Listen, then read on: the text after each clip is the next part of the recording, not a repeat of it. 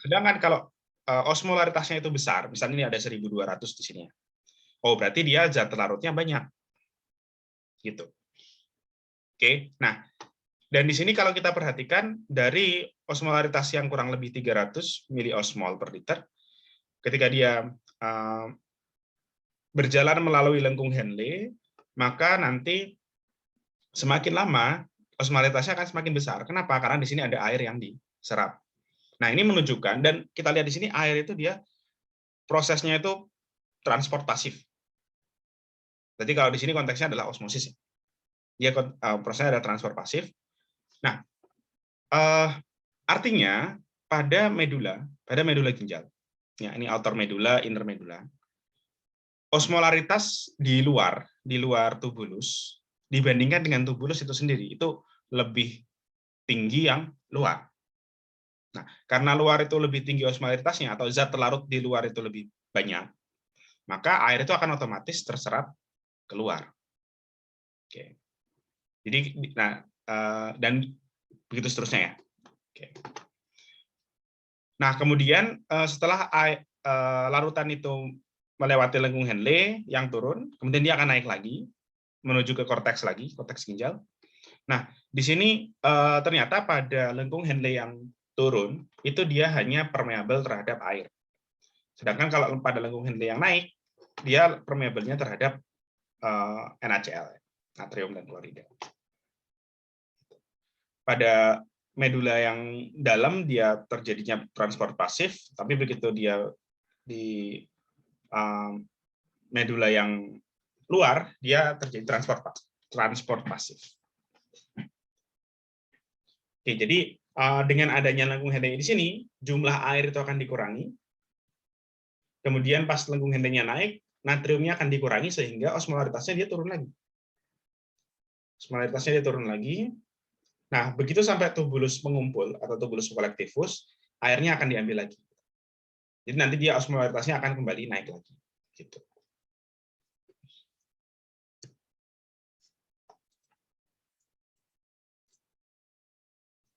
Oke, ada yang mau tanya dulu mungkin dari sini?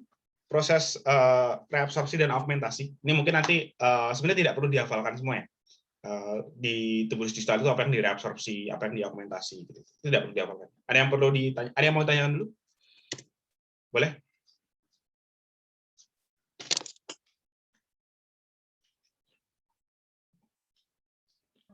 Nggak ada, Kak. Ada. Kemudian ini ada sistem kontrol hormon terhadap produksi urin. Ini mungkin sudah dijelaskan oleh Kak Rizky ya waktu belajar hormon. Ada dua ya, ada ADH dan aldosteron. Keduanya bisa mengontrol produksi urin, tetapi dengan cara yang berbeda. Ada yang masih ingat caranya? Bedanya ADH dan aldosteron? Kalau mic-nya bermasalah bisa diketik juga ya, bisa diketik di ADH, kakak, kalau nggak salah ADH itu untuk mereabsorpsi air, sedangkan kalau yang aldosteron itu yang natrium dan kaliumnya.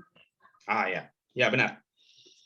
ADH itu untuk reabsorpsi air ya, dan sedangkan aldosteron itu untuk reabsorpsi natrium. Oke, nah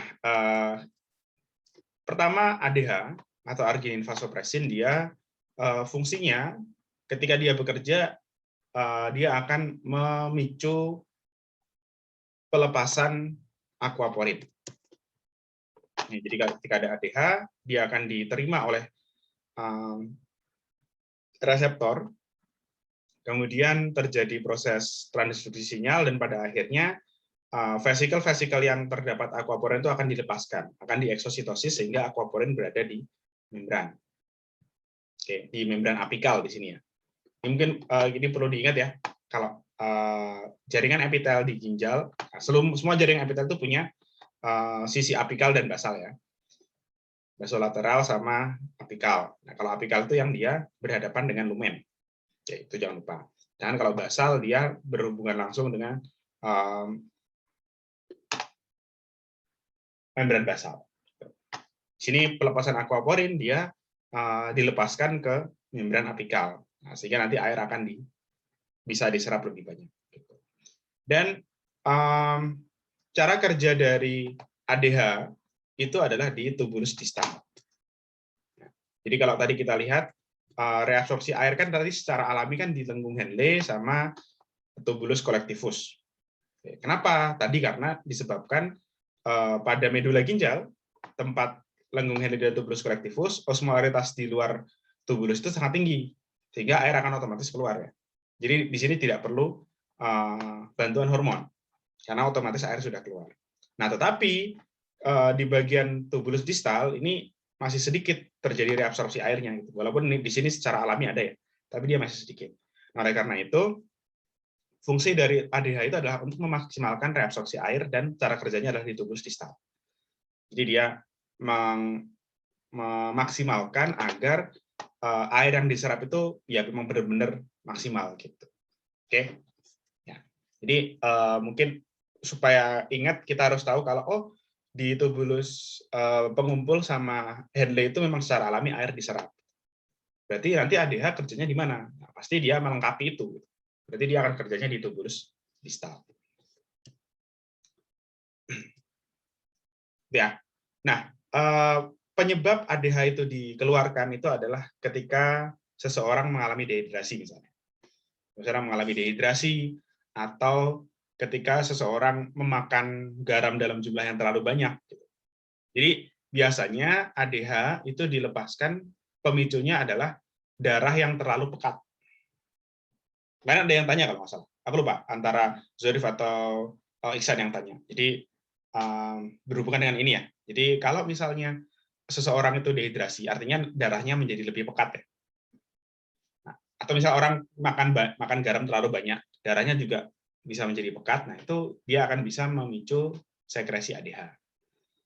Ya, sekresi ADH sehingga nanti proses reabsorpsi air akan diperbanyak sehingga tubuh akan lebih sedikit kehilangan air untuk mengkompensasi tadi. Kemudian efek lain dari ADH adalah membuat kita merasa haus. Ya, sehingga kita cenderung untuk memasukkan cairan atau meminum air dari luar. Itu ADH ya. Nah, sedangkan aldosteron tadi juga benar, dia fungsi utamanya adalah untuk reabsorpsi natrium dan kalium. Oke. Nah, bedanya tadi kalau ADH kan tadi cuma reabsorpsi air. Jadi menyebabkan yang tadinya darah itu pekat, gara-gara air itu direabsorpsi, dia menjadi darahnya menjadi lebih encer. Nah, sedangkan kalau aldosteron biasanya disekresi ketika tubuh sedang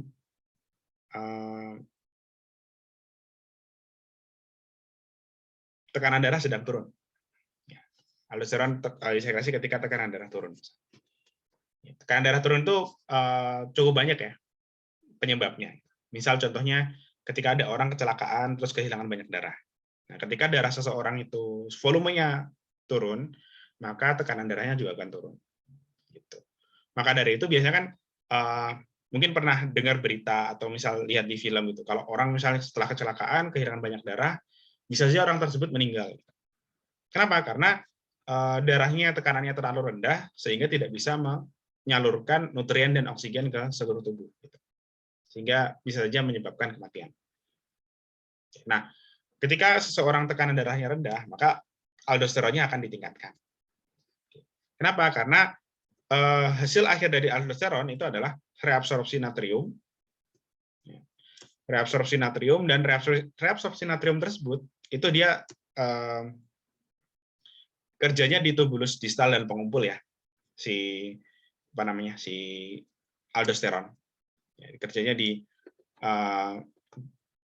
tubulus distal dan tubulus pengumpul. Nah, ketika natrium itu diserap, nah kita bayangkan di sini. Ketika banyak natrium diserap, berarti kan osmolaritas di sekitar tubulus kan meningkat lagi ya, lebih tinggi lagi. Maka nanti akan bisa menyebabkan proses osmosis air, proses reabsorpsi air akan ikut meningkat juga. Jadi reabsorpsi air di sini akan mengikuti ya. Jadi ketika natrium diserap, osmolaritas di sekitar tubulus naik, menyebabkan air juga ikut diserap lagi. Jadi efek dari aldosteron itu seakan-akan menyebabkan ginjal itu mereabsorpsi natrium dan air. Seakan-akan tapi ya, airnya itu hanya mengikuti saja sebenarnya. Oke, nah akibatnya apa? Akibatnya adalah karena natrium dan air sama-sama direabsorpsi, maka darah itu volumenya akan meningkat. Tetapi tidak diikuti dengan darah menjadi lebih encer. Kalau tadi ADH kan cuma yang diserap air aja, sehingga darah menjadi lebih encer. Nah, tapi kalau aldosteron, gara-gara yang diserap itu air dan Na dan natrium, maka darah tidak akan lebih encer. Darah viskositasnya tetap. Dan itu penting dalam menjaga tekanan darah. Oke, itu ya. Jadi fungsi utama aldosteron itu ketika seseorang dehidrasi atau darahnya pekat. Fungsi utama ADH itu ketika seseorang tekanan darahnya turun. Nah, tetapi keduanya memiliki efek yaitu dapat menurunkan volume urin. Ya, karena tadi efek mereka adalah bisa meningkatkan reabsorpsi air. Gitu. Nah, kemudian ADH dia tergabung dalam sistem RAAS, renin angiotensin aldosteron system ya. Nah, yang mana di sini terdapat serangkaian tahap. Oke. Bagaimana tekanan darah yang tadinya turun itu dideteksi dan pada akhirnya aldosteron akan dihasilkan di akhir. Ini sudah pernah dijelaskan sama Kak Rizky sistem RAS? Belum, Kak. Belum ya? Oke. Jadi seperti apa prosesnya? Nah, jadi proses deteksi tekanan darah ya, di ginjal itu terdapat pada suatu bagian di tubulus distal. Jadi kalau tadi kita melihat anatomi dari nefron, nih, kalau kita lihat anatomi dari nefron, dari glomerulus ke kapsula Bowman, tubulus proksimal, Henle, distal. Nah, di tubulus distal itu ada bagian yang dia deketan dengan glomerulus, ya, dengan kapsula Bowman, yang dia secara letak deketan gitu. Karena si tubulus ini kan dia berlekuk-lekuk ya, ternyata dia deketan sama glomerulus jadinya. Nah, kalau ini diperbesar, jadilah gambar yang kanan. Ya, jadi nanti akan terlihat seperti ini. Nah, bagian dari tubulus distal yang menempel pada glomerulus, pada ya glomerulus lah ya. Nah, itu disebut sebagai juxtaglomerular apparatus atau disingkatnya JGA. Juxtaglomerular apparatus. Nah, bagian inilah nanti yang akan mendeteksi tekanan darah. Dari mana tekanan darah yang dideteksi? Yang dideteksi adalah dari arteriol, aferen dan eferen. Aferen sih terutama. Dia akan mendeteksi dari arteriol aferen. Nanti kan darah kan lewat sini, lewat gitu. Nanti dia tekanannya akan dideteksi oleh JGA, juxtaglomerular apparatus. Terutama ini ya, makula densa. Dia densa, dense itu kan artinya rapat, dense. Makula densa itu adalah bagian dari tubulus distal yang dia tersusun lebih rapat. Dan dia berfungsi untuk mendeteksi tekanan. Nah, kalau tekanannya normal, oke. Nah, tapi begitu tekanannya dia rendah, maka akan memicu pelepasan renin pada arteriol eferen. Ya, di sini akan dikeluarkan enzim renin. Nah, kalau di sistem pencernaan, mungkin sudah pernah belajar, enzim renin kan fungsinya adalah untuk memecah protein susu ya. Memecah protein susu kalau nggak salah. Nah, tapi sebenarnya renin itu enzim yang dia disebut sebagai protease. Dan dia merupakan enzim yang umum banget. Protease itu kan enzim untuk mencerna protein ya, artinya. Renin itu termasuk protease. Gitu. Dia punya fungsi yang intinya memecah protein. Gitu. Nah, oke.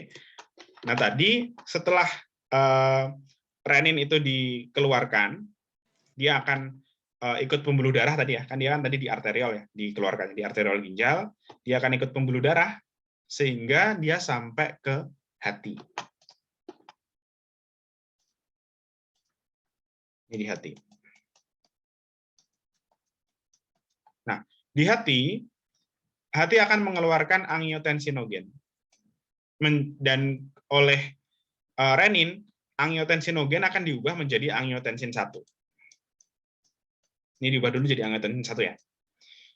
Nah, kemudian angiotensin 1 dia akan diedarkan ikut peredaran darah lagi sehingga sampai ke paru-paru. Nah, di paru-paru di sana terdapat enzim yang disebut sebagai ACE. Ini kalau masih ingat, ACE itu dulu pernah terkenal banget karena dia merupakan protein membran yang berfungsi sebagai reseptor masuknya SARS-CoV-2.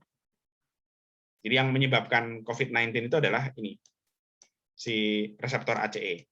ACE itu disebut sebagai angiotensin converting enzyme. Angiotensin converting enzyme. Kenapa tulis di sini?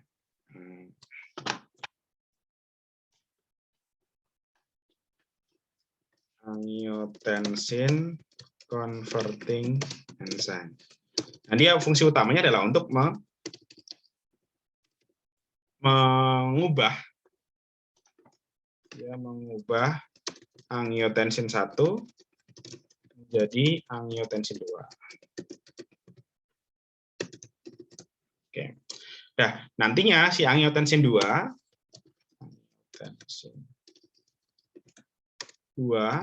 dia akan beredar lagi mengikuti pembuluh darah. Nah, dia akan berfungsi untuk menyempitkan arteriol. Ya, jadi ketika arteriol menyempit atau vasokonstriksi, itu menyebabkan tekanan darah akan meningkat. Ya, jadi kalau pembuluh darah kita itu menyempit, itu tekanan darahnya akan meningkat. Nah, kenapa dia harus seperti itu? Karena tadi ingat bahwa pemicu dari sistem ini, sistem RAS, renin angiotensin aldosteron sistem ini, pemicunya tadi adalah menurunnya tekanan darah tadi, ketika tekanan darah turun. Sehingga efek dari angiotensin 2 di sini adalah untuk penyempitan arteriol sehingga tekanan darah akan naik lagi. Dan kemudian dia juga dibantu, angiotensin 2 akan memicu pelepasan aldosteron dari korteks adrenal. Aldosteron dari korteks adrenal dia keluar, disekresikan, dan ternyata dia berfungsi untuk reabsorpsi natrium dan diikuti oleh reabsorpsi air di tubulus distal dia. Ya, jadi itu. Dan kita tadi juga sudah tahu ya, kalau reabsorpsi natrium dan air kan meningkatkan volume darah. Ketika volume darah naik, maka tekanan darah juga akan ikut naik. Jadi ini merupakan mekanisme untuk menanggulangi seseorang yang tekanan darahnya turun. Gitu. Misal karena kecelakaan, atau memang ya orang tersebut sedang tekanan darahnya turun aja. Gitu. Oke.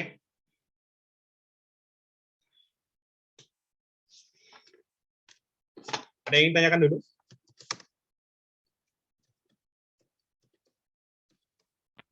Tidak ada, Kak. Ada.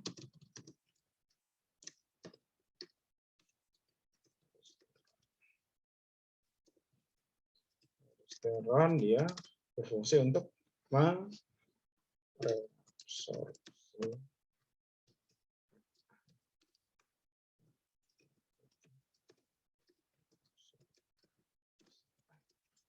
ya, lanjut ya, kalau tidak ada ya.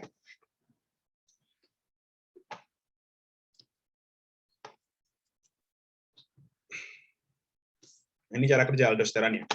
Jadi, aldosteron itu dia merupakan hormon yang sifatnya hidrofobik ya. Dia merupakan hormon yang sifatnya hidrofobik, sehingga kalau hormon yang sifatnya hidrofobik itu dia bisa masuk ke dalam sel secara langsung. Ya, jadi biasanya sinyal-sinyal ligan atau hormon yang sifatnya hidrofobik atau larut lemak, dia memiliki kecenderungan untuk memiliki reseptor di dalam sel. Jadi kalau kita lihat di sini, reseptor aldosteron itu ada di sitoplasma. Ada di sitoplasma. Kemudian reseptornya ketika dia ditempeli oleh aldosteron, dia masuk ke dalam inti sel, dia akan memicu transkripsi, akan memicu ekspresi gen. Yang mana ketika ekspresi gen itu dia selesai, ternyata dia mengekspresikan protein untuk transport reabsorpsi natriumnya. Pada akhirnya digunakan untuk reabsorpsi natrium. Oke. Itu. Oh iya, kemudian sedikit tambahan di sini pada gambar-gambar yang menunjukkan lengkung Henle itu dia selalu dibedakan ya. Lengkung Henle yang dindingnya itu tebal, ini lebih tebal nih. Ini lebih tebal juga. Sama lengkung Henle yang dindingnya tipis. Nah,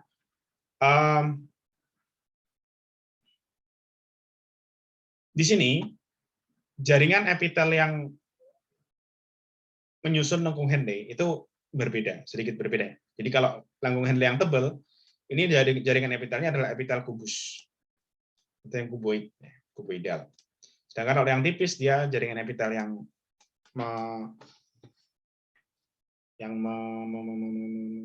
menyusun itu adalah epitel pipih atau squamosa. Nah, oleh karena itu pada lengkung Henle yang dia tipis ya, yang dia dindingnya lebih tipis, itu di sini hanya terdapat transport pasif saja. Ya. Ini lagi-lagi sesuai ya antara struktur dan fungsi.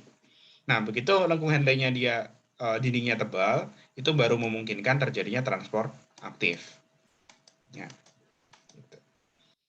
Ya, tapi tidak selalu ya, tidak selalu dindingnya tebal itu artinya transport aktif, gitu belum tentu. Gitu. Karena kalau transfer pasif itu bisa terjadi di semua macam sel gitu ya. Kalau transfer pasif.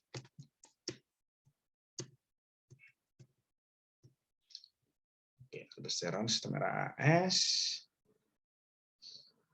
Faktor lain yang mempengaruhi produksi urin ada suhu lingkungan ya. Ketika suhu lingkungan rendah, biasanya produksi urin meningkat. Kenapa demikian? Ketika suhu lingkungan rendah, ketika kita kedinginan misalnya, tidak banyak cairan yang dibuang dalam keringat, dalam bentuk keringat. Nah, terus selain itu, kapiler di kulit itu biasanya mengalami konstriksi. Tapi kalau kita kedinginan biasanya kan kulit kita kan pucat. Nah, artinya aliran darah itu akan banyak dialokasikan ke pusat tubuh, ke organ-organ dalam kita. Nah, dan salah satunya adalah ginjal. Sehingga menyebabkan ketika suhu dingin, karena banyak darah yang melewati ginjal, berarti kan terdapat banyak filtrasi, maka volume urin kita akan meningkat. Kemudian juga dipengaruhi oleh saraf simpatik dan parasimpatik. Misal nih, tadi kalau pada proses filtrasi, itu kan misalnya di kapsul albumen ya. Di kapsul albumen, sini arterial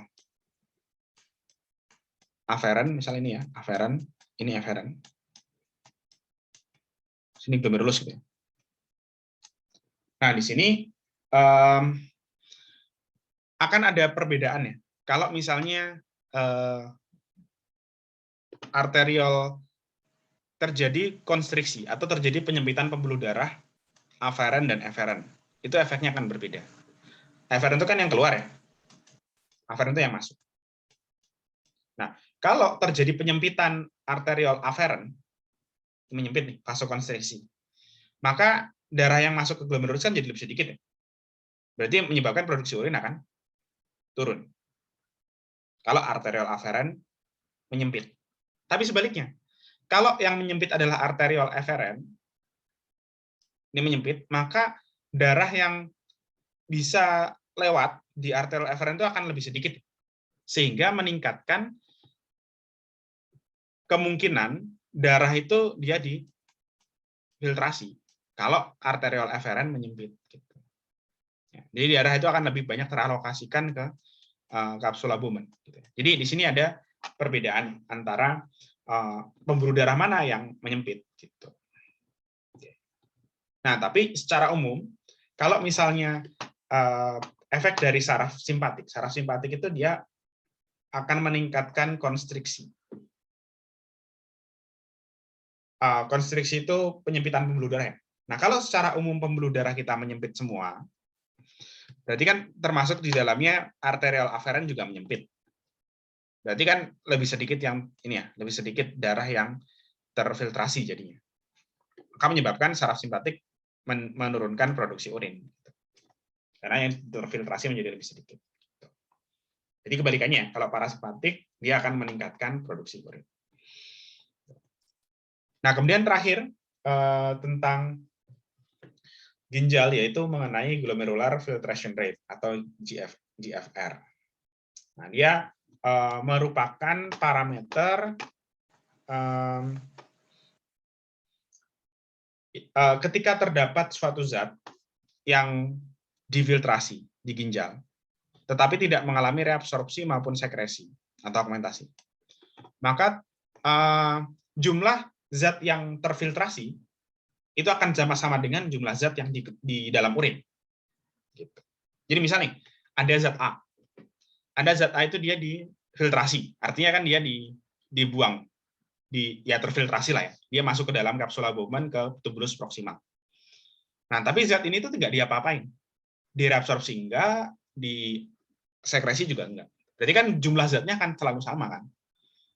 Oke, jumlah zatnya itu sepanjang sepanjang nefron itu tidak akan berubah jumlahnya. Kalau yang terfiltrasi 10 ya dia akan tetap 10. Dan dari itu kita akan menemukan hubungan yaitu GFR kali P sama dengan U kali V. Yang mana GFR itu adalah laju filtrasi glomerulus, glomerular filtration rate, satuannya mililiter per menit. Nah, sedangkan kalau P itu adalah konsentrasi zat di dalam plasma darah. Miligram, ini bisa terserah ya, konsentrasinya bisa dalam bentuk apapun. Ini untuk mempermudah, aku pakainya miligram per mililiter. Oke. Nah, kalau dikalikan GFR kali P, maka mililiter per menit dikalikan miligram per mililiter. Oke, ini kalau kita sederhanakan, maka satuannya akan menjadi miligram per menit. Nah, ini menunjukkan zat A, berapa jumlah zat A yang diekskresikan oleh ginjal setiap menit. Berapa miligram per menit sih gitu, si zat A ini dibuang. Oke.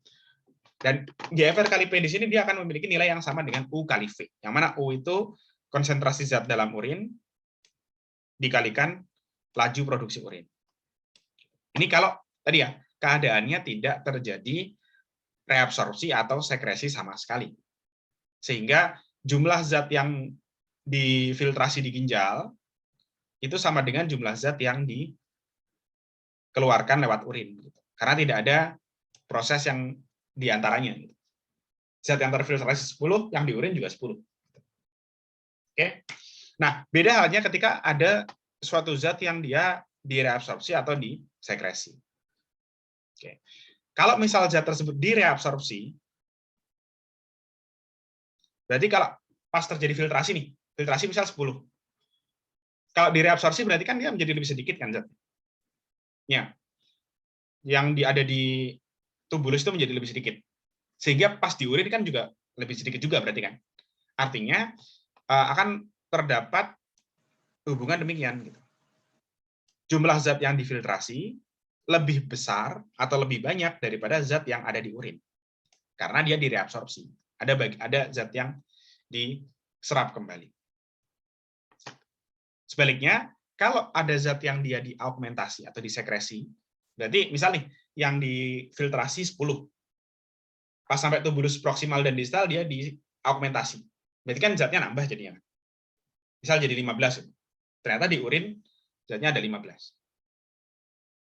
Nah, berarti hubungannya adalah kalau terjadi hal demikian, terjadi sekresi,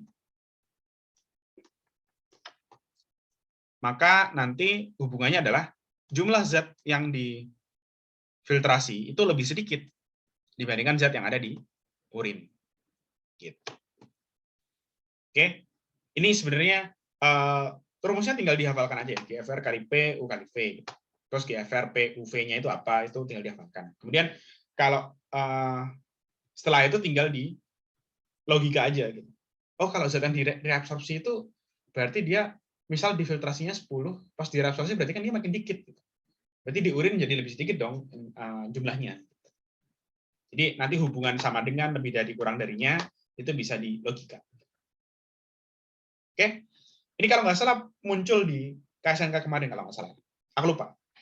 Tapi lumayan sering muncul kalau untuk glomerular filtration rate. Ada yang mau tanya dulu dari sini?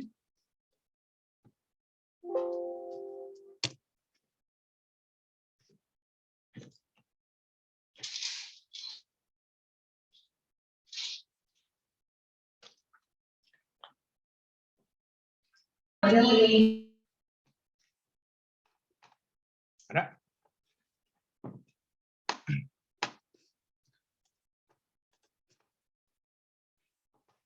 Tidak ada? Nggak ada, Kak. Oke, lanjut ya. Nggak ada, Kak. Ya. Oke.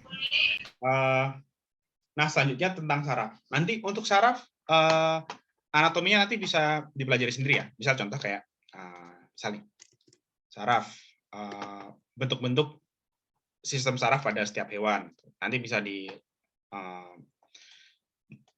sendiri ya. Saya contoh di sini kalau hewan paling sederhana yang memiliki sistem saraf itu adalah cnidaria. Ini kayak hidra, ubur-ubur. Dia sistem sarafnya paling sederhana, ditandai dengan saraf yang tersebar merata. Jadi sarafnya itu nggak ada bedanya antara satu bagian tubuh dengan bagian tubuh yang lain. Beda dengan hewan-hewan yang lebih kompleks. Kalau hewan yang lebih kompleks, dia sarafnya sudah terpusat. Jadi dia sudah memiliki otak dan terdapat serabut-serabut saraf yang tersebar ke seluruh tubuh. Jadi, semua hewan multiseluler itu memiliki saraf kecuali sponge, kecuali porifera. Selain itu, masih sudah punya saraf semua. Kemudian, jadi ini nanti detailnya bisa dibaca masing-masing. Walaupun ini sebenarnya tidak terlalu tidak sering keluar juga gitu. Ini untuk gambaran aja gitu. Perbedaan sistem saraf dari setiap organisme. Kemudian proses penghantaran impuls lewat saraf. Ini gambar saraf secara umum ya. Jadi saraf itu sel saraf atau neuron itu terdapat beberapa bagian-bagiannya. Mungkin sudah sangat hafal semua ya. Mulai dari badan sel, yang dia memuat sebagian besar organel ya. Organel-organel sel secara umum yang biasa kita temui di sel hewan. Kemudian dia juga memiliki nukleus pasti, dendrit. Dendrit itu penjuluran sitoplasma ya. Kemudian ada akson. Akson itu penjuluran sitoplasma yang paling besar dan dia memanjang. Kemudian di sini ada istilah akson hilok. Akson hilok itu adalah perbatasan antara badan sel dan akson. Yang mana nanti dia berperan penting di akson hilok itu. Perannya apa? Akson hilok berfungsi untuk menentukan apakah suatu sinyal yang diterima oleh saraf itu cukup kuat atau tidak. Kalau sinyal yang diterima oleh dendrit atau badan sel itu cukup kuat, maka akson hilok akan bilang iya, gitu, dalam tanda kutip ya. Dalam tanda kutip akson hilok bilang oh iya, gitu. Maka nanti impuls atau rangsangan tersebut akan diteruskan ke akson. Tapi kalau rangsangannya itu terlalu lemah, maka akson hilok akan bilang enggak. Oh ini terlalu lemah nih, sehingga impuls yang terlalu lemah tadi tidak akan bisa dilanjutkan ke akson. Oke. Ya, ini gambaran kurang lebih bagaimana impuls itu masuk dan disalurkan di sepanjang sel saraf atau neuron. Nah, kemudian ketika impuls itu berpindah dari satu neuron ke neuron berikutnya, itu akan melewati sinapsis ya. Sinapsis itu ya celah kecil antara neuron pertama dan neuron kedua. Neuron pertama biasanya disebut sebagai presinaptik ya. Neuron presinaptik, sedangkan neuron kedua atau neuron resipiennya, penerima sinyalnya, dia disebut sebagai postsinaptik. Neuron postsinaps, presinaps dan postsinaps. Nah, di dalam sinaps itu terdapat perubahan sinyal, perubahan bentuk sinyal. Jadi ketika impuls atau rangsangan atau sinyal itu berjalan di sepanjang sel, dari dendrit ke badan sel kemudian ke akson, itu terdapat aliran sinyal listrik. Sinyal listrik di sini artinya adalah terjadi aliran ion.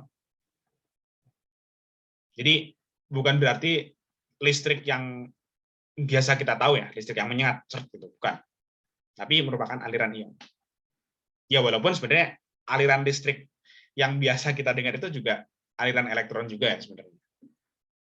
Oke. Jadi sebenarnya ya mirip kurang lebih sama sebenarnya aliran listrik biasa sama listrik yang ada di saraf itu. Cuma berbedanya adalah dari kekuatannya saja. Kalau saraf kita tidak sekuat aliran listrik biasanya ya. Ya, jadi sepanjang sel itu terdapat aliran arus listrik. Nah, sedangkan ketika di sinaps itu terjadi perubahan yang tadinya dia berupa sinyal listrik menjadi sinyal kimia, yaitu dengan pelepasan neurotransmitter. Kemudian nanti neurotransmitter ini dia akan diterima oleh sel postsinaps dan dia akan diubah lagi menjadi sinyal listrik dan seterusnya gitu ya. Ini secara umum ya, secara umum bagaimana sel saraf itu bekerja. Kemudian sel saraf nanti dibagi menjadi 3 jenis proses. Ada proses sensor atau pendeteksian sinyal dari luar tubuh. Ini sebenarnya juga bisa juga dari dalam tubuh ya. Karena kondisi internal dalam tubuh kita itu juga perlu dimonitor. Perlu dilihat gitu. Apakah normal atau tidak. Jadi ini sebenarnya pendeteksian sinyal saja gitu ya. Baik dari luar tubuh menggunakan sistem indera misal, dengan bagian dalam tubuh juga bagian dalam tubuh juga perlu dideteksi juga, dimonitor juga gitu ya. Nah, kemudian dari sensor itu akan diteruskan menuju ke saraf pusat. Sistem saraf pusat untuk dilakukan pemrosesan. Nah, setelah diproses di sistem saraf pusat akan memberikan informasi ke sistem saraf motorik. Yang mana di motorik ini berfungsi untuk merespon. Jadi misal contoh, kalau kita misal sedang diam gitu, tiba-tiba ada orang yang iseng nyenterin muka kita gitu. Muka kita disenterin. Kan silau kan langsung. Nah, itu dia akan direspon oleh mata. Mata akan menerima cahaya, terus kemudian sinyalnya diteruskan ke otak, dan otak akan meneruskan ke motorik. Nah, nanti si motorik ini akan menyuruh, sistem saraf motorik itu akan menyuruh organ-organ tubuh kita untuk merespon. Misal kalau kita silau kena cahaya gitu, biasanya kan kita refleks menutup mata gitu. Atau refleks menghindar gitu misalnya. Nah, itu artinya sistem saraf motorik itu berhasil menyuruh organ-organ tubuh kita untuk merespon adanya sinyal tadi gitu. Oke, ya. Nah, kemudian selain sistem saraf untuk integrasi, untuk pemrosesan, semua saraf itu dikategorikan sebagai sistem saraf tepi. Sedangkan kalau saraf untuk integrasi, untuk pemrosesan, itu adalah sistem saraf pusat. Sistem saraf pusat itu dia terdiri atas otak dan sumsum tulang belakang saja. Selain itu, sel-sel saraf yang selain di otak dan sumsum tulang belakang, itu disebut sebagai sistem saraf tepi, atau peripheral nervous system. Kalau pusat central nervous system. Oke, ini misal contoh gerak refleks ya. Contoh gerak refleks yang mana proses sensornya dilakukan oleh saraf yang berwarna biru di sini. Saraf yang berwarna biru dia mendeteksi adanya tekanan pada tendon otot. Ini ketika ini dipukul ya, si lutut di bawah tempurung lututnya dipukul. Kemudian tendon ototnya mengalami tekanan dan dideteksi oleh saraf yang warna biru. Dia adalah saraf sensorik ya. Nah, saraf sensorik akan meneruskan sinyal ke sumsum tulang belakang. Nah, di sini akan ada 2 jenis. Ternyata dia sarafnya bercabang 2 ya. Akselnya bercabang 2. Satunya dia langsung ke saraf motorik yang warna merah. Satunya dia menyampaikan informasi ke saraf yang warna hijau. Perbedaan 2 ini itu memungkinkan adanya alternatif sinyal, alternatif pensinyalan gitu. Oke. Nah, saraf yang warna biru itu dia akan menyampaikan informasi, misal informasinya A, baik ke saraf yang warna merah maupun saraf yang warna hijau. Ya, jadi di sini merah mendapatkan informasi A, hijau mendapatkan informasi A juga. Nah, tapi ketika informasi itu berpindah dari satu sel ke sel yang lain, dia bisa diterjemahkan berbeda-beda. Gitu. Jadi cara saraf yang merah dan saraf yang hijau ini menerjemahkan informasi itu akan berbeda. Jadi kalau yang tadi biru itu ngasih informasi A ke merah, dan A memberikan informasi A juga ke saraf yang hijau, dia akan diterjemahkan dengan cara yang berbeda. Oke, ternyata kalau yang warna merah di sini dikasih tahu A, dia akan menyebabkan saraf ini menyebabkan otot itu kontraksi. Quadriceps muscles itu kontraksi. Nah, hijau ketika dia mendapatkan informasi A, dia ubah informasi tersebut menjadi B. Jadi ketika dia mendapatkan informasi A, dia mengubah jadi B, sehingga informasi B ini diteruskan ke saraf yang merah. Padahal mereka sama-sama merah ya sarafnya. Tapi ini dia langsung menerima A, saraf yang satunya dia menerima informasinya B. Sehingga menyebabkan apa?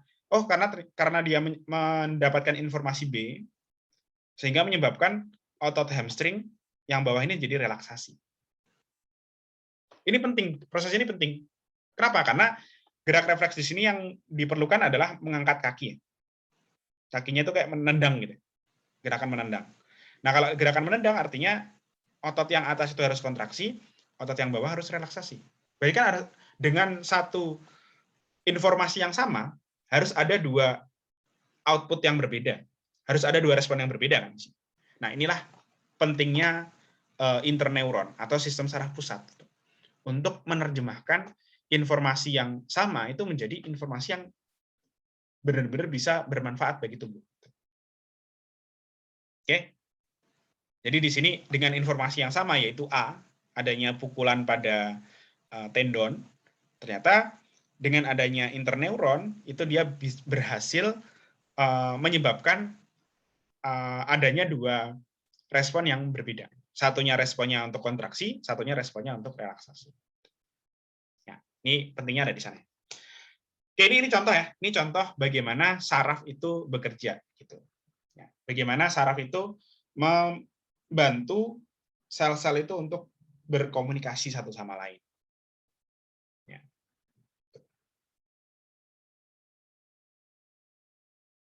Ada yang ingin ditanyakan dulu? Mungkin? Boleh?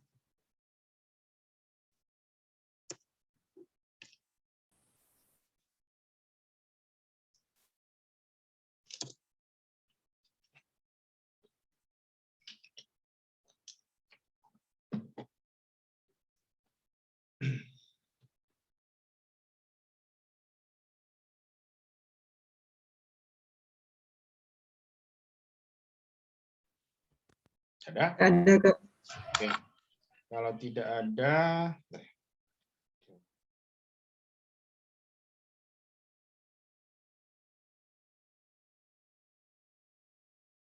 oke, tidak lanjut ya. Nah, selanjutnya ini tentang bentuk-bentuk neuron nanti bisa dibaca sendiri ya, di slide-nya ya. Ada neuron multipolar. Neuron multipolar itu yang bentuknya seperti ini. Dia seringkali dijumpai pada neuron-neuron motorik. Ya. Neuron motorik. Jadi neuron yang bentuknya seperti ini sebenarnya adalah neuron multipolar ya. Dia merupakan neuron motorik. Dan neuron bipolar dia punya dua penjuluran ya, dendrit dan akson.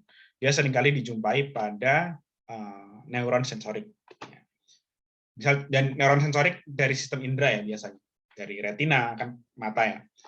Neuron sensorik vestibular koklear. Vestibular itu dia telinga ya, di rumah siput telinga. Vestibula. Koklea yang rumah siput. Koklea rumah siput. Vestibula itu dia di telinga juga. Kemudian sel-sel epitelium olfaktori. Olfaktori itu penciuman ya, indera penciuman. Jadi banyak kalau untuk neuron bipolar dijumpai dalam neuron-neuron sensorik terutama yang berhubungan dengan sistem indera. Kalau neuron unipolar dia punya satu penjuluran terus bercabang dua. Dia biasanya banyak dijumpai pada saraf sensorik menuju spinal cord. Jadi ada dua jenis saraf sensorik di sini ya. Saraf sensorik di sistem indera sama kalau sistem indera itu dia akan masuknya ke otak. Dia akan meneruskan rangsangan ke otak. Tapi kalau neuron sensorik yang ini, yang kedua, neuron unipolar, dia meneruskan informasinya ke susun tulang belakang atau spinal cord. Ya, jadi kalau kita lihat perhatikan di sini tadi saraf yang warna biru itu dia merupakan saraf unipolar. Dia satu penjuluran terus bercabang dua. Nah, ini kan saraf sensorik tadi ya. Dia merupakan saraf sensorik yang ada di otot biasanya. Ada di otot atau di organ-organ lain selain sistem indera. Makanya di sini ada perbedaan gitu ya, ada perbedaan struktur. Kemudian ada juga neuron anaksonik yang dia tidak memiliki akson sama sekali. Ini bisa dibaca lagi ya untuk uraiannya. Kemudian mengenai bentuk-bentuk ini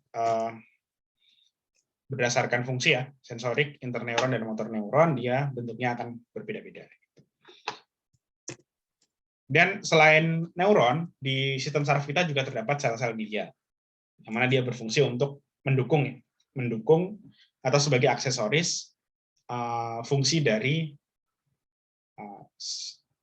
sel-sel neuron. Jadi ada banyak sekali glia ya. Jadi kalau pada sistem saraf pusat itu cukup banyak jenis glianya, misalnya astrosit, oligodendrosit, sel ependimal, dan mikroglia. Sedangkan kalau sel glia pada sistem saraf tepi, itu ada sel Schwann dan sel satelit. Ini nanti bisa dibaca ya, untuk fungsi-fungsinya ya. Mungkin yang penting, ya sebenarnya semua penting sih. Astrosit misal, dia memiliki fungsi yang paling banyak, dan dia merupakan glia yang paling melimpah. Sel-sel glia yang paling melimpah di sistem saraf pusat. Kalau oligodendrosit, dia juga penting dalam membentuk selubung mielin. Nah, mungkin waktu belajar, kalau tidak salah, biasanya selubung mielin itu dibikin oleh sel Schwann. Tapi sel Schwann itu hanya ada di sistem saraf tepi. Kalau di sistem saraf pusat, oligodendrosit yang berfungsi untuk membentuk selubung mielin. Ini ada sel ependimal dan mikroglia. Kalau mikroglia itu untuk menghancurkan sel-sel yang mati atau ketika ada patogen masuk. Ini kalau sel Schwann dan sel satelit tadi di sistem saraf tepi ya. Oke. Ini kurang lebih bentuknya seperti ini. Sistem sel satelit itu ini, sel Schwann seperti itu, dan seterusnya ya. Nanti bisa di review kembali. Nah ini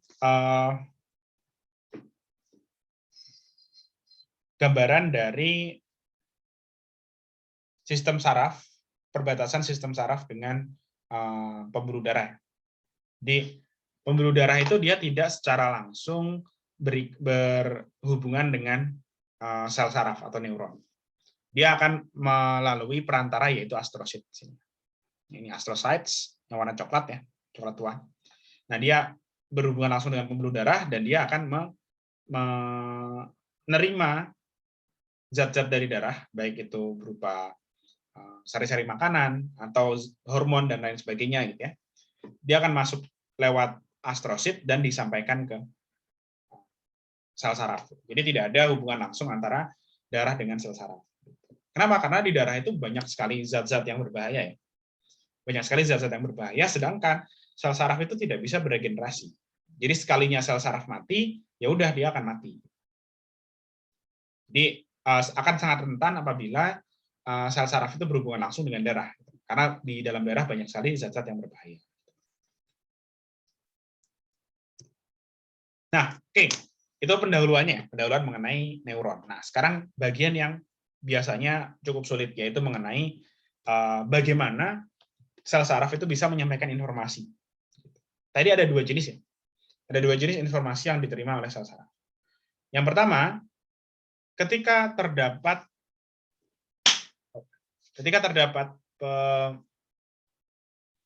penyaluran informasi sepanjang sel dari satu sel yang sama ya, itu informasinya disalurkan dalam bentuk sinyal listrik.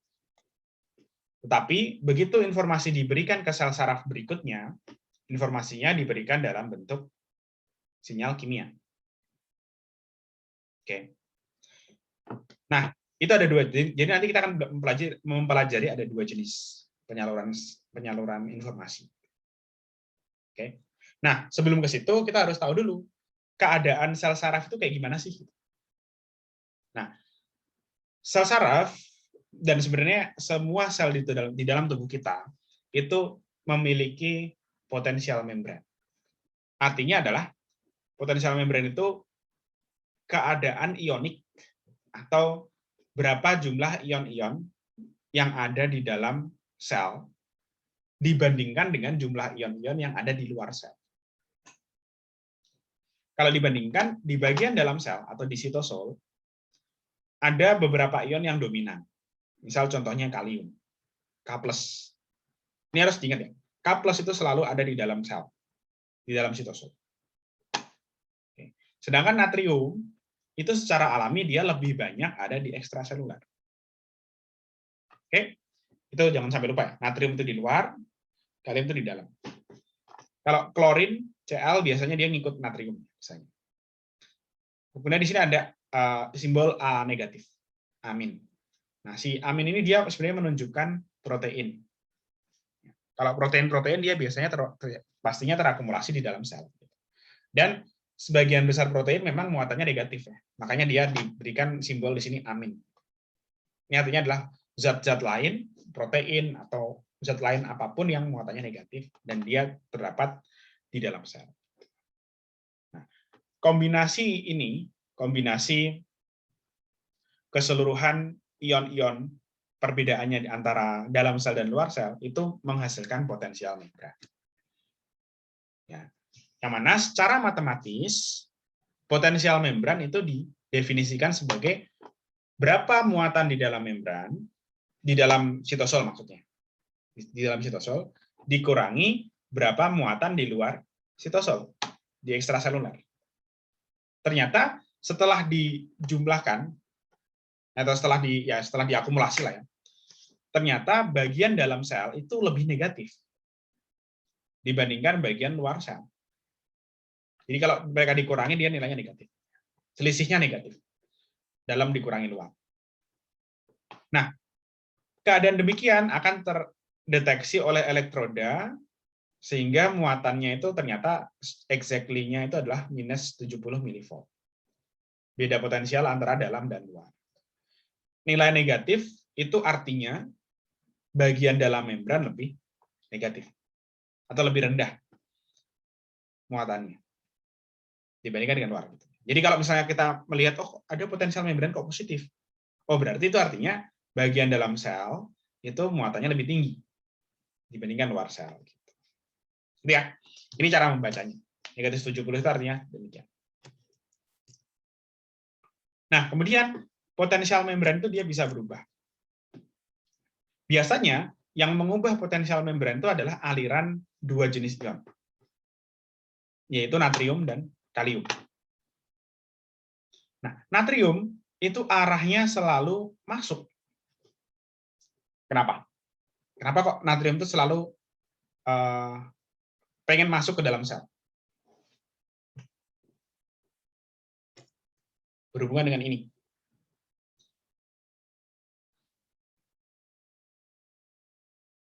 Karena secara alami, natrium lebih banyak jumlahnya di luar. Karena natrium banyak di luar, berarti kan kalau seandainya di membran ini terdapat channel atau terdapat saluran yang bisa melewatkan natrium, maka natrium akan otomatis masuk.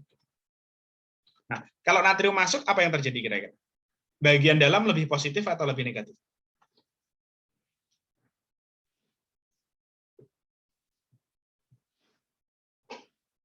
Kalau natrium masuk. Positif. Ya benar, lebih positif ya. Karena kan natrium kan muatannya positif kan ya. Kalau ada natrium masuk, berarti bagian dalam membran jadi positif. Berarti kira-kira potensial membran akan seperti apa? Kalau awalnya negatif 70, dia akan naik atau turun?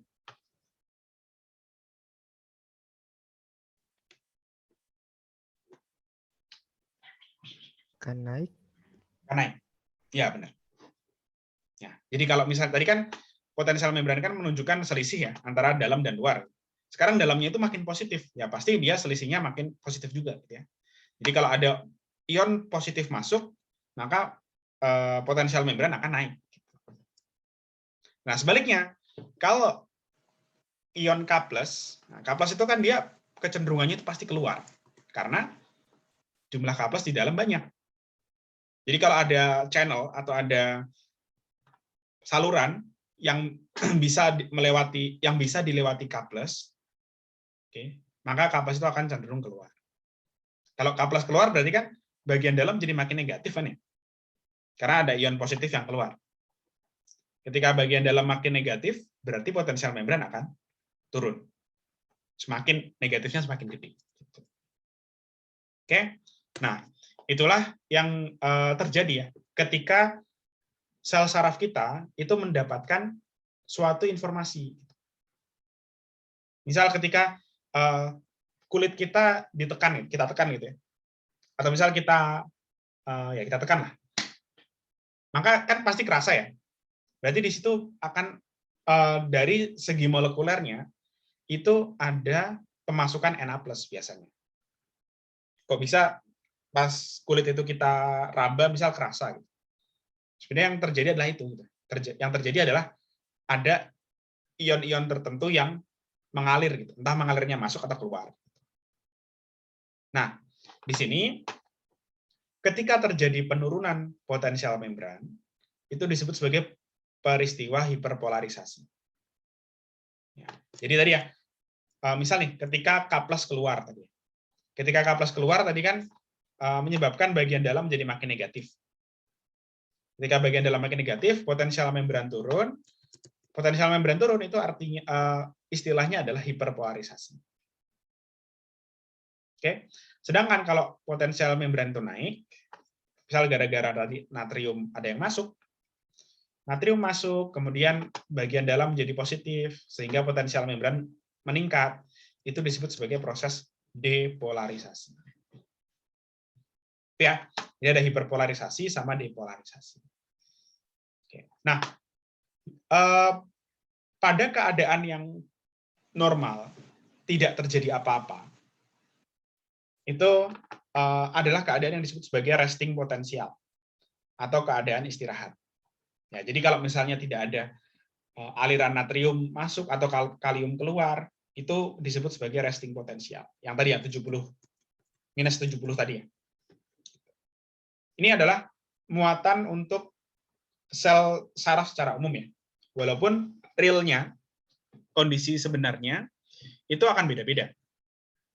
Kalau ada dua tipe sel saraf yang beda, misal sel saraf sensorik sama motorik, gitu misal, itu pasti beda sebenarnya, resting potensialnya. Oke, tapi secara umum biasanya kita bilang, oh dia minus 70 itu secara umum. Oke, itu ya. Nah, kemudian ada istilah lain yang disebut sebagai potensial aksi. Apa itu potensial aksi? Potensial aksi itu ketika terjadi depolarisasi. Jadi kalau ada stimulus, kemudian ternyata menyebabkan ion natrium masuk. Ion natrium masuk kan tadi menyebabkan potensial membran naik. Ketika potensial membran itu naik pada titik tertentu. Titik tertentu itu disebut sebagai threshold atau ambang batas. Kalau potensial membran itu naik sampai threshold, maka efeknya ternyata menyebabkan semakin banyak natrium yang masuk lagi. Jadi kayak dipancing gitu ya. Kita mancing pakai natrium. Kita kasih natrium masuk ke dalam sel. Ternyata kalau jumlah natrium yang masuk ke dalam sel itu cukup banyak, itu menyebabkan natrium yang lain itu ikut masuk semua gitu. Jadi, oke, ikut masuk semua gitu ya. Sehingga menyebabkan potensial membran itu naiknya itu drastis. Nah, itu disebut sebagai potensial aksi. Action potensial. Oke. Ya, jadi ada beberapa kondisi di sini ya. Ketika terjadi aliran ion, ada hiperpolarisasi, depolarisasi, sama potensial aksi. Nah, potensial aksi itu khusus ketika terjadi depolarisasi dan depolarisasinya itu cukup kuat sehingga naiknya potensial membran itu mencapai threshold. Ya, ini ada 3 kondisi. Ada yang ingin tanyakan dulu mungkin? Sebelum dilanjutkan ke proses potensial aksi itu seperti apa?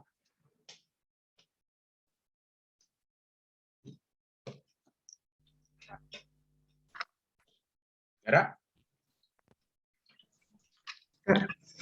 Yang kan kalau di potensial membran tuh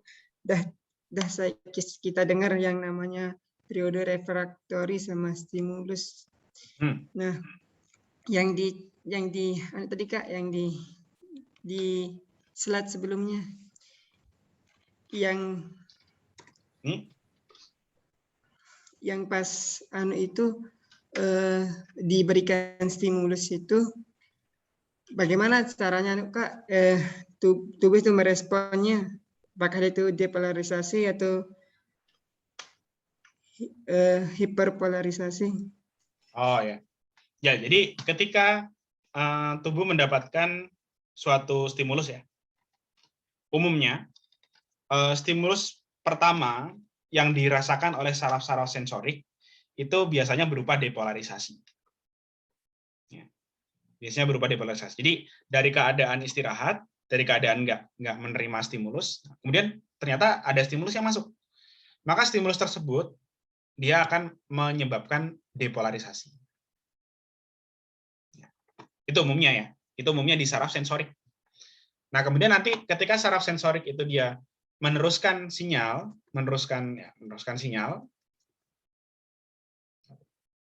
Nah, ini misal ini ya. Misal ini deh. Saraf sensorik dia menerima sinyal ya. Dia akan mengalami depolarisasi terus kemudian menghasilkan potensial aksi. Potensial aksi itu nanti dia akan disalurkan. Disalurkan seperti estafet ya. Seperti estafet dari satu bagian akson ke akson yang sampingnya gitu. Jadi seperti domino lah ya, seperti domino yang jatuh gitu ya. Tek gitu. Jadi potensial aksi itu akan disalurkan ke sini sampai ujung. Nah, baru nanti di ujung potensial aksi tersebut akan memicu pengeluaran neurotransmitter. Neurotransmitter akan dikeluarkan dari sini. Ketika dia sudah sampai ujung, neurotransmitter akan dilepaskan. Nah, neurotransmitter ini nanti yang akan menentukan sel postsinaps itu akan mengalami depolarisasi lagi atau hiperpolarisasi. Gitu. Jadi efek yang diterima oleh tubuh itu bisa sangat bermacam-macam ya, walaupun informasi yang diberikan itu hanya satu. Ya, jadi nanti yang menentukan kalau untuk pertama ya, kalau untuk sensorik biasanya akan mengalami depolarisasi dan potensial aksi biasanya. Ya, secara umum ya, kalau neuron sensorik. Tapi begitu neuron sensorik itu menyampaikan informasi ke neuron berikutnya, itu tergantung dari ini neurotransmitter apa yang dikeluarkan. Karena neurotransmitter itu macam-macam ya. Nanti dia bisa ada neurotransmitter yang fungsinya untuk hiperpolarisasi, ada neurotransmitter yang efeknya adalah depolarisasi. Jadi tergantung itu. Tergantung neurotransmitternya apa, dan reseptor yang menerima di saraf postsinapsnya itu apa gitu. Ya, jadi tergantung itu. Ya, jadi nanti di sel saraf kedua, di sel saraf postsinaps, itu bisa saja efeknya adalah depolarisasi, bisa juga efeknya berupa hiperpolarisasi. Tetapi yang awal umumnya adalah depolarisasi. Gitu. Menjawab? Atau ada yang ingin ditanyakan lagi, boleh? Terima kasih, Kak. Oke. Ada lagi mungkin yang ingin ditanyakan? Bisa ditanyakan dulu sebelum kita lanjut ke mekanisme potensial aksi. Tadi kan sudah sempat aku sebutin sedikit ya. Kalau potensial aksi itu nanti dia disalurkan seperti domino gitu ya, dari satu tempat ke sampingnya sampai ujung akson.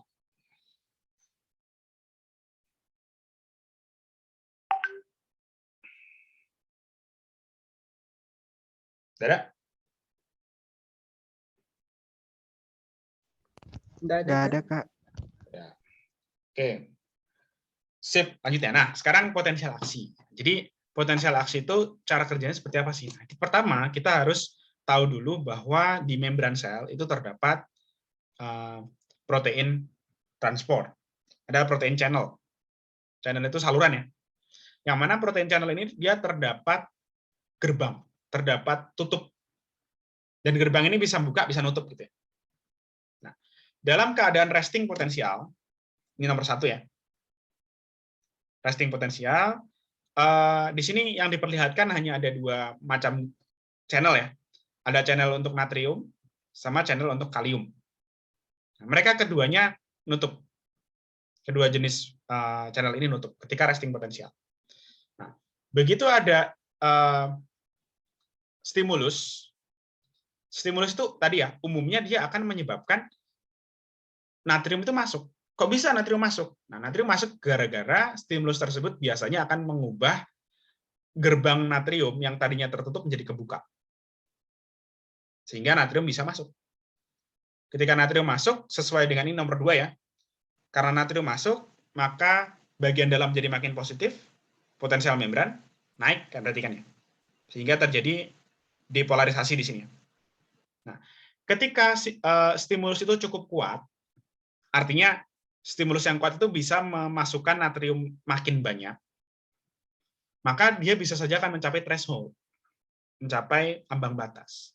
Ketika itu terjadi, maka apa yang efeknya? Efeknya apa yang terjadi setelah itu? Ternyata ketika potensial membran itu naik sampai threshold, itu menyebabkan gerbang natrium yang ada di samping-sampingnya itu kebuka semua. Gitu.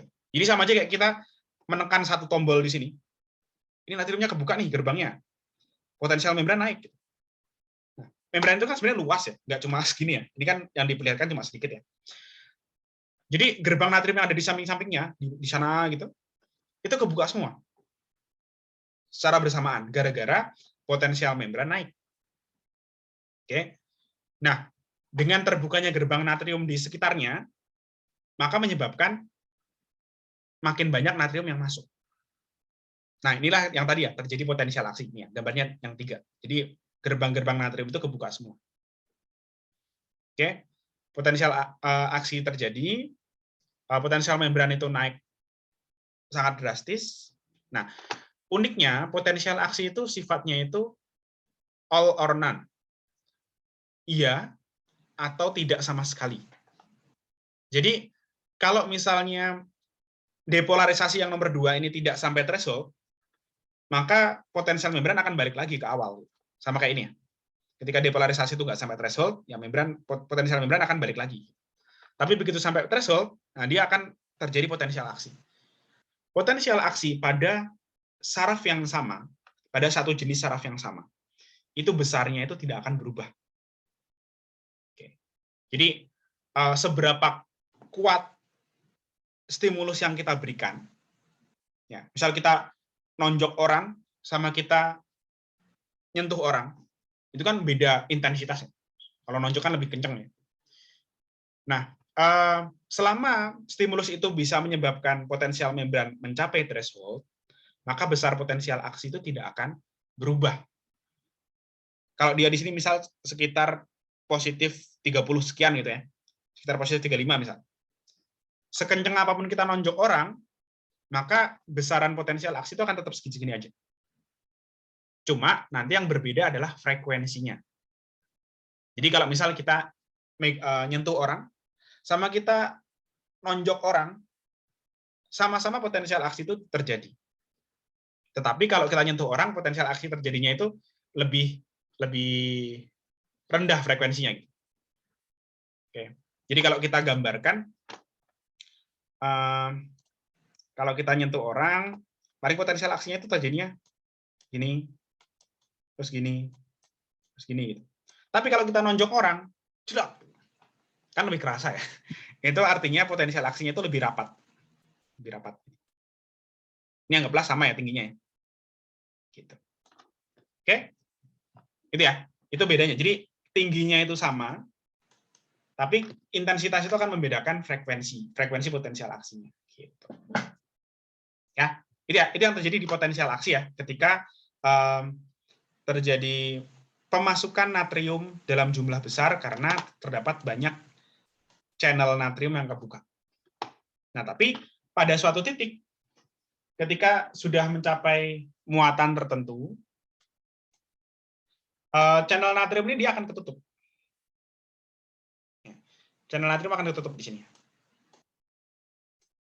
Dan di saat yang sama, dibarengi dengan channel kalium yang kebuka. Oke, channel kalium kebuka, channel natrium ketutup. Berarti kan di sini terjadi kebalikannya jadinya. Jadi nggak ada lagi ion positif yang masuk, nggak ada lagi ya.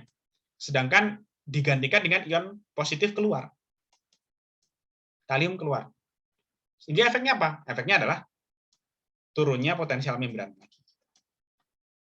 Potensial membran turun, dan ternyata gerbangnya kalium itu dia bisa dibilang lemot. Gitu ya.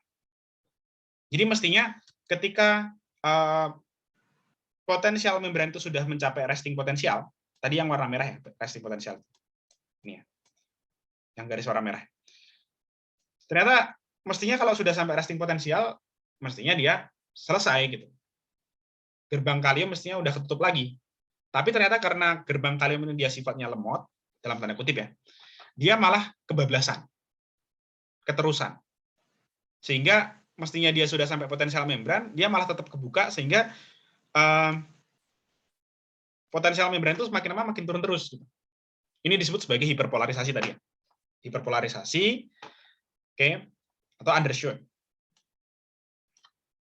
Nah, tapi nanti di saat yang tidak terlalu lama dia baru akan ketutup ya. Si membran, si gerbang kalium dia akan ketutup di titik ini.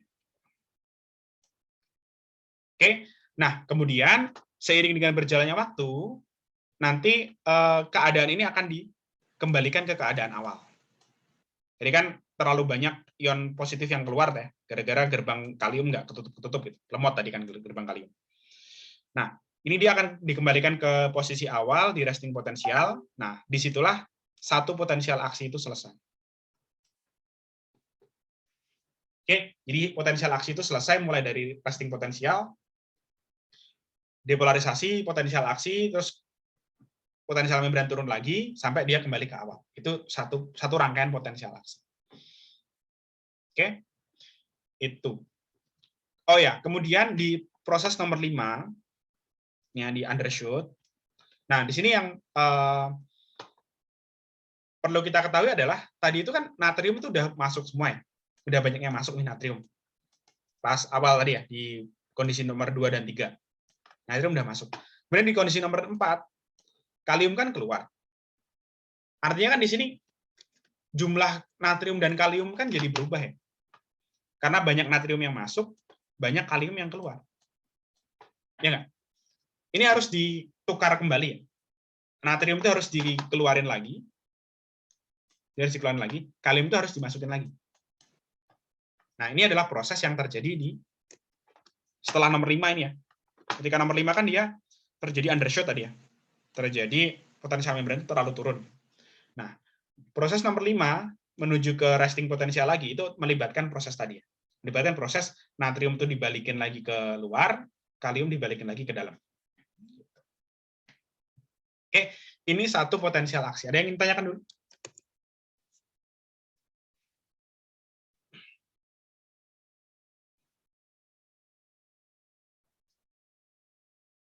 Tidak ada, Kak. Ada? Oke.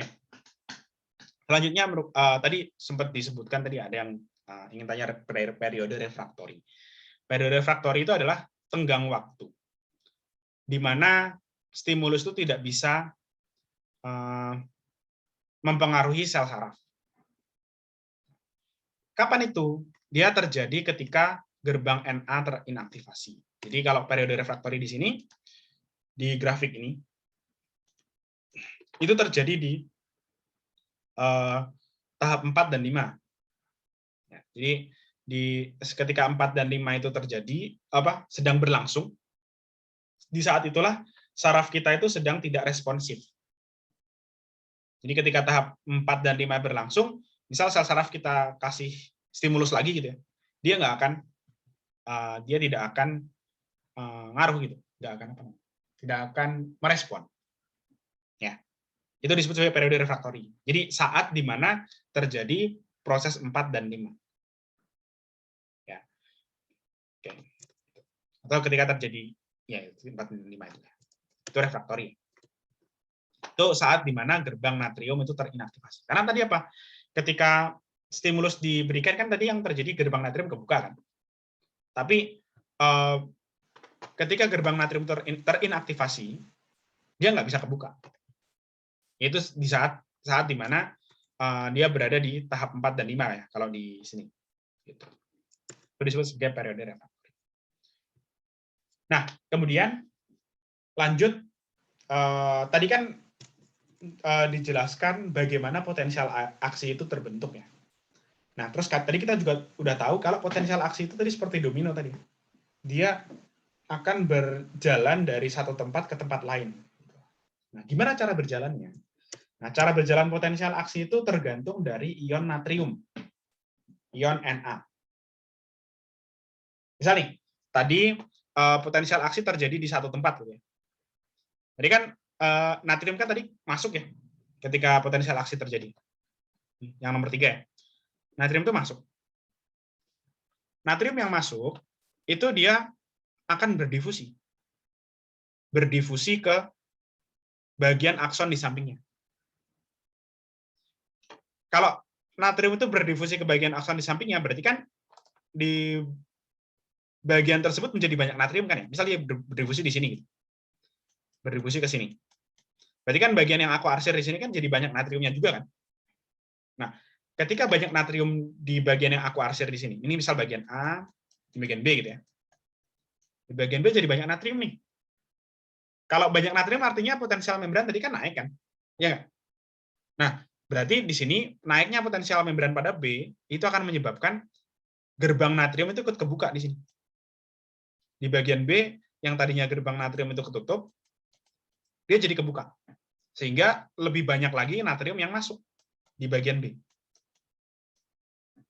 Dan ini akan diteruskan selanjutnya ya. Natrium yang masuk di bagian B dia akan berdifusi ke kanan, ke bagian C misalnya. Sehingga bagian C banyak natrium. Ketika bagian C banyak natrium, maka menyebabkan gerbang natrium kebuka lagi, natrium akan masuk makin banyak. Dan seterusnya itu. Dan seterusnya proses ini akan berjalan sampai di ujung akson. Ya, jadi natrium masuk, terus berdifusi ke kanan. Natrium masuk, difusi ke kanan sampai ujung akson. Dan nanti di ujung akson akan terdapat mekanisme yang berbeda. Gitu. Karena tadi kan ada 2 mekanisme tadi ya. Mekanisme yang sepanjang akson, sepanjang sel saraf, dan mekanisme ketika dia sudah sampai ujung untuk meneruskan informasi dari presinaps ke postsinaps. Oke, ada yang mau ditanyakan dulu mungkin?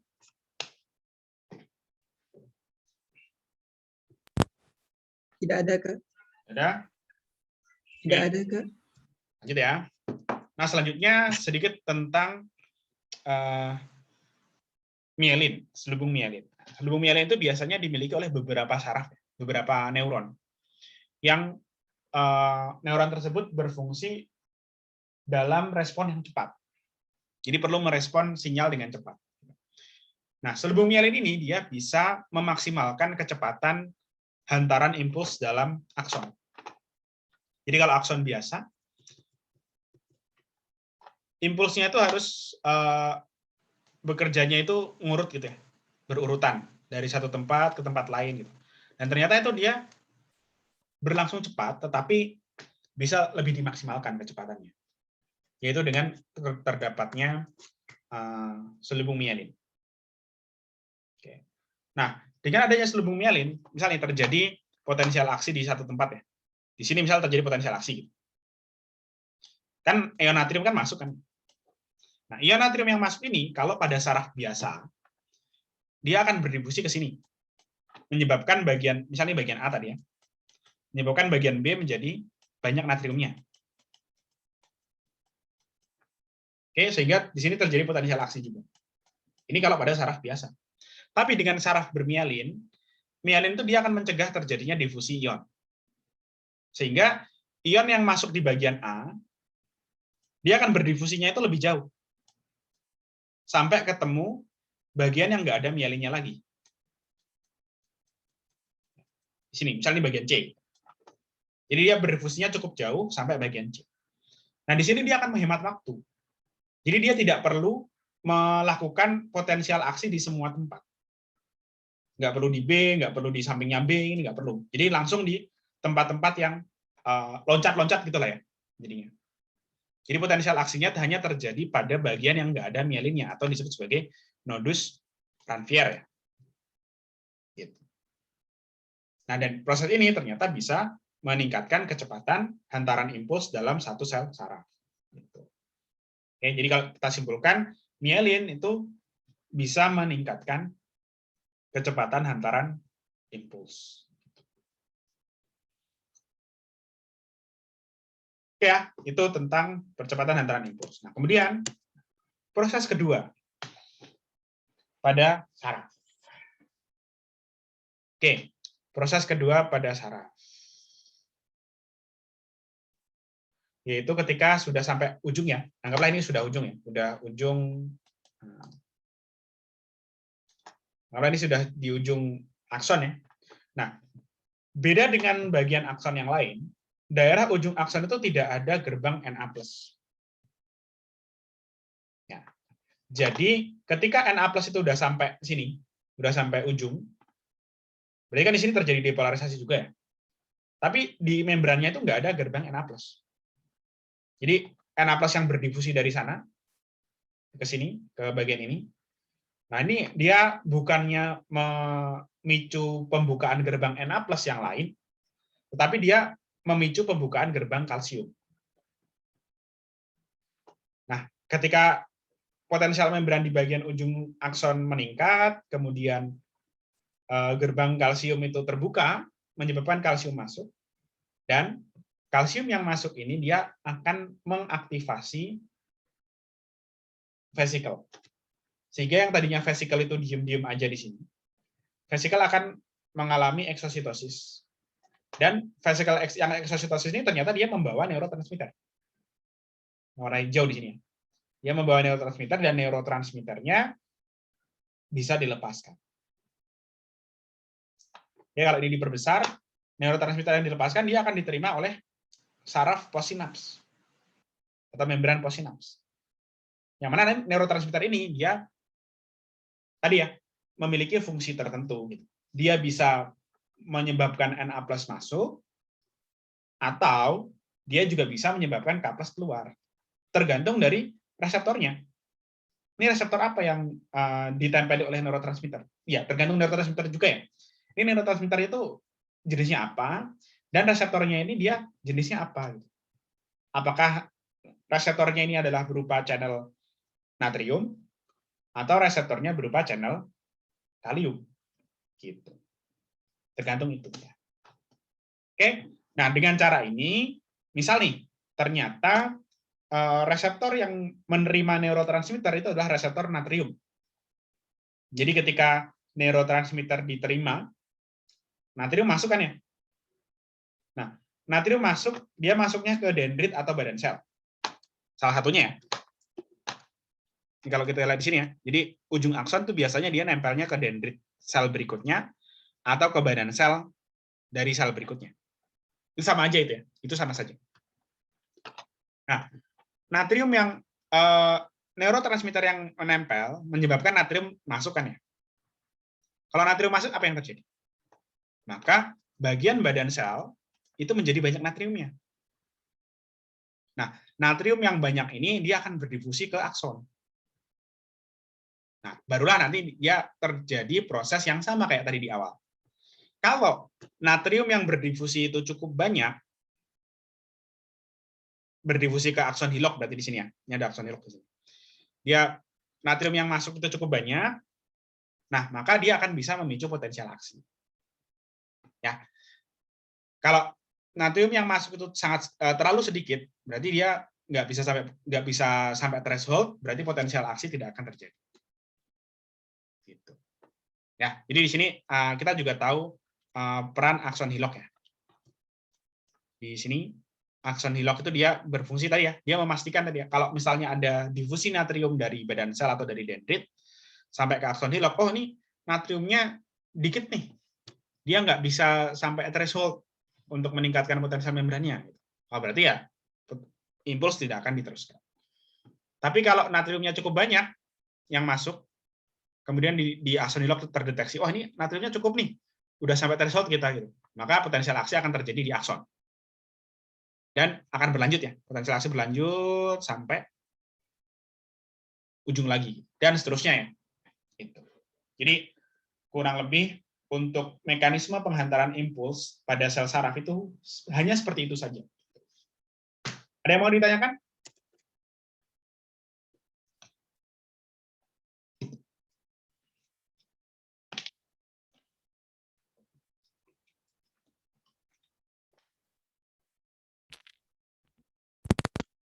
Tidak ada, Kak. Ya. Nah, kemudian kalau tidak ada selanjutnya ya. Ini gambaran mengenai efek dari neurotransmitter ya. Jadi ketika di sini ada dua jenis neurotransmitter ya. Tadi kan ada yang neurotransmitter yang menyebabkan natrium masuk ya. Ada juga neurotransmitter yang menyebabkan kalium keluar. Yang menyebabkan natrium masuk itu disebut sebagai neurotransmitter excitatory. Oh ini ya tulisannya, excitatory. Nah, sedangkan yang menyebabkan kalium keluar itu disebutnya inhibitory. Biasanya dia disimbolkannya E sama I. Excitatory sama inhibitory. Efeknya seperti apa? Ini sebenarnya sudah dijelaskan sih tadi. Kalau neurotransmitternya itu excitatory, dia menyebabkan natrium masuk sehingga terjadi potensial membran. Terjadi peningkatan potensial membran pada posinaps. Dan ini dideteksi pada akson hillock ya. Jadi kalau misalnya ada impuls dari neuron E1. Oke. Neuron E1 impulsnya ternyata dia nggak terlalu kuat. Maka akson hillock nggak akan ngapa-ngapain. Gitu ya. Tapi begitu ada impuls dari E1 yang frekuensinya cukup besar, cukup tinggi frekuensinya. Jadi kalau tadi ya bisa ditonjok aja, frekuensinya kan tadi kan tinggi ya. Nah, ternyata impuls dari E1 yang tinggi itu menyebabkan potensial membran itu bisa mencapai threshold. Ketika potensial membran mencapai threshold, maka yang terjadi adalah potensial aksi pada akson hillock. Jadi nanti akan ada natrium yang masuk ke badan sel, natrium yang masuk ke badan sel dia akan berdifusi ke akson hillock, sehingga menghasilkan potensial aksi. Oke, begitu. Dan juga potensial aksi bisa juga terjadi ketika ada dua neuron yang sama-sama mempengaruhi satu neuron posinaps. Misalnya di sini ada E1 sama E2. Mereka sama-sama memberikan rangsang ya, E1 plus E2 di sini ya, sehingga tetap bisa memberikan efek berupa potensial aksi. Nah, sedangkan kalau neuron inhibitory, dia efeknya akan mengurangi potensial membran ya. Sehingga kalau terjadi impuls, terjadi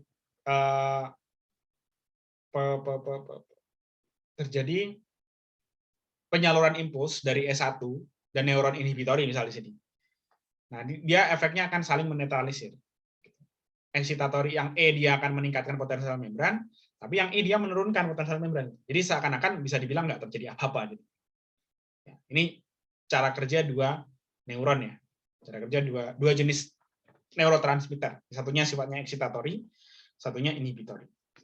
Dan ini ada listnya, ini nggak perlu dihafalkan semua ya.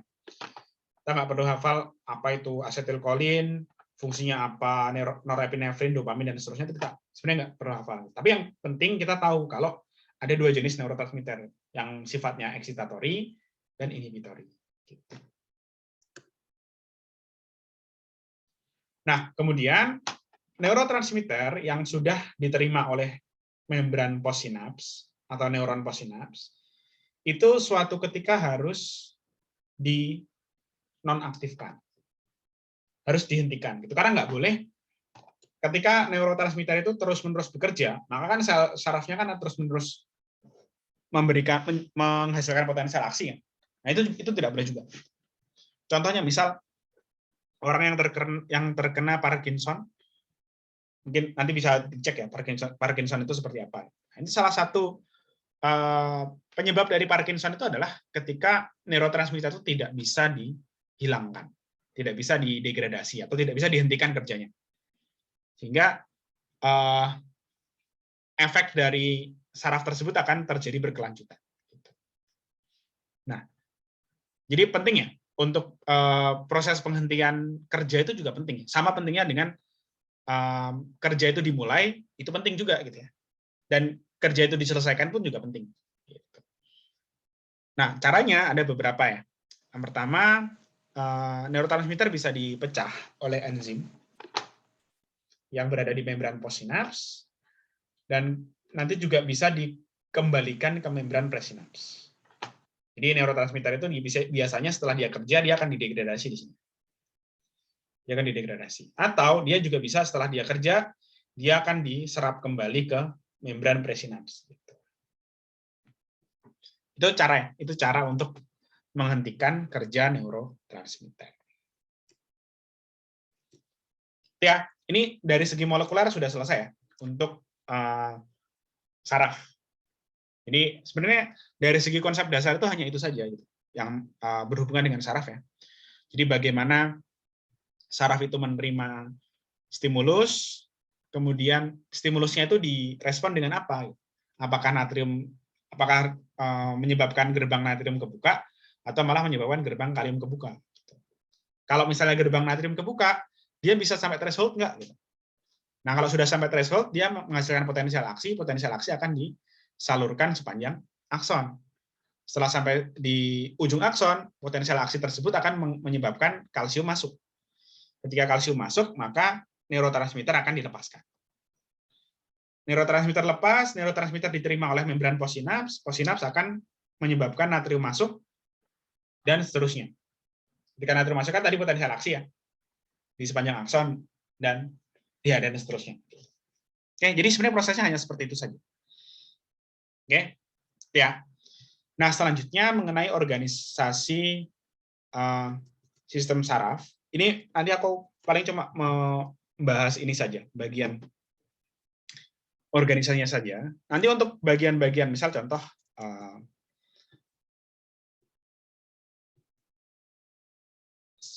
fungsi-fungsi setiap bagian otak itu sebenarnya jarang ditanyakan, atau bahkan sebenarnya hampir nggak pernah. Fungsi dari otak ya, fungsi dari bagian-bagian otak ini apa sih? Kecuali kalau ada data, karena kalau di KSN biasanya ya memang jarang gitu ditanyakan. Misalnya apa fungsi brainstem? Nah itu jarang sekali ditanyakan. Paling biasanya kalau ada percobaan misalnya, ada percobaan, ada bagian dari otak yang diambil, yang dihilangkan. Ternyata individu dengan bagian otak yang dihilangkan dia mengalami ABCD. Gitu. Nah, berarti dari situ kan kita tahu kalau bagian otak yang dihilangkan itu bertanggung jawab dalam proses ABCD tadi. Gitu. Tapi secara umum kita nggak perlu hafal banget ya. Fungsi dari bagian A apa, B apa, C apa. Tapi kalau mau dihafalkan pun tidak masalah. Nanti bisa dibaca dan dihafalkan ya. Paling aku mau bahas mengenai organisasinya saja. Jadi sistem saraf itu hanya ada dua ya. Secara umum ada sistem saraf pusat atau central nervous system dan sistem saraf tepi.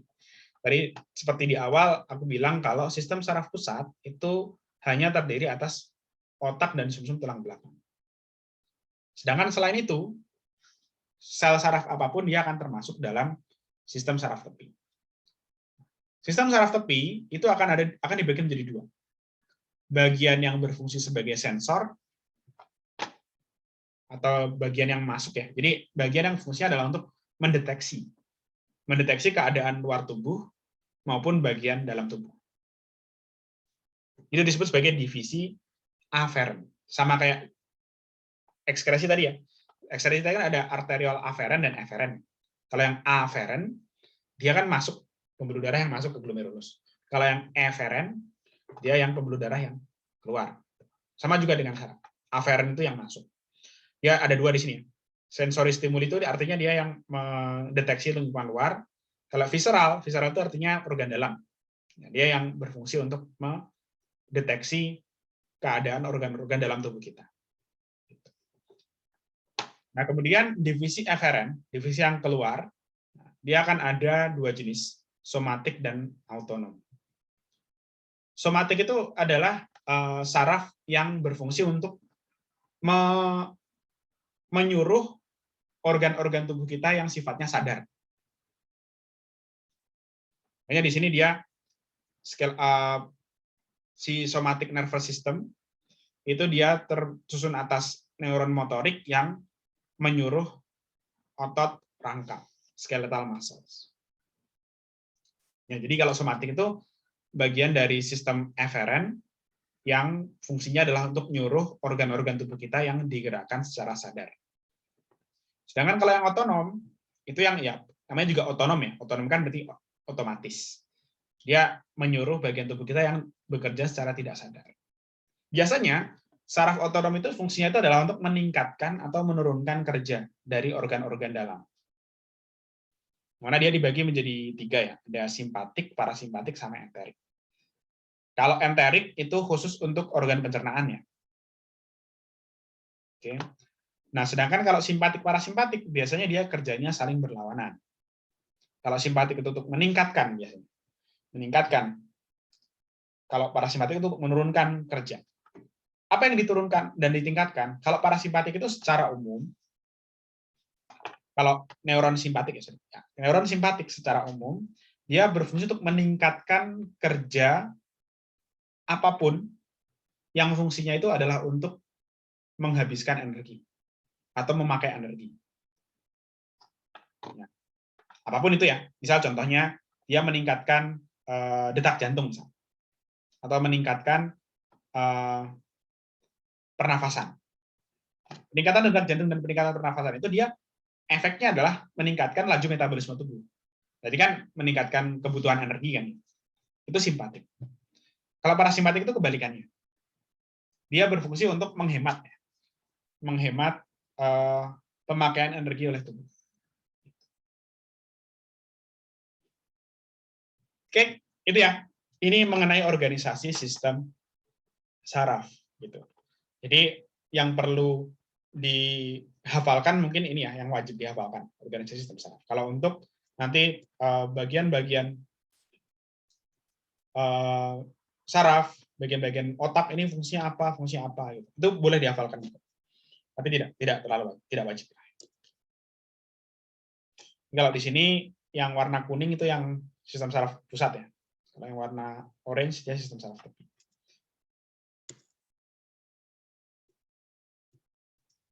Oke, bagian-bagian otak cukup banyak ya sebenarnya. Dan kalau ini kita bagi-bagi lagi pun itu juga bisa. Misal kalau cerebrum, otak besar itu ya fungsinya macam-macam. Ini misalnya cerebrum fungsinya cukup banyak.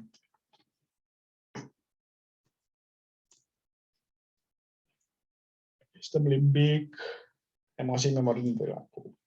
Oh, ini ada istilah ganglion ya. Mungkin sering kali mendengar istilah ganglion. Ganglion itu merupakan kumpulan badan sel saraf pada sistem saraf tepi.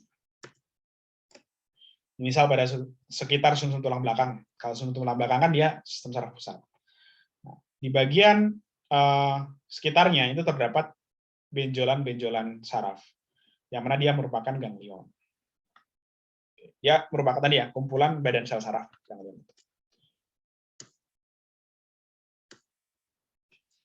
Oke, ini sedikit contoh mengenai penyakit atau kelainan pada sistem saraf, misal Alzheimer. Alzheimer itu dicirikan dengan biasanya orang itu menjadi pelupa. Nah, ini secara spesifik dia disebabkan karena adanya penumpukan protein. Penumpukan atau agregasi protein di otak. Jadi di saraf yang normal, di otak yang normal, tidak ada protein yang menumpuk, tetapi pada saraf yang mengalami Alzheimer, dia terdapat banyak protein yang menumpuk di sekitarnya. Dan ini mengganggu proses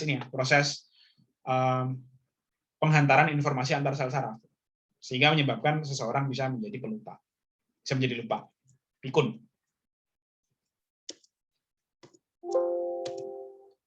Oke, ada yang ingin ditanyakan dulu sampai sini?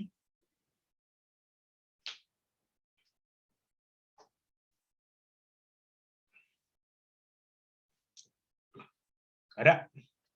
Oke. Tidak ada kan? Ada. Oke, kalau tidak ada paling oke. Oh, berarti udah selesai ya, Saraf ya. Nanti untuk hari Minggu berarti ya pertemuan selanjutnya kita.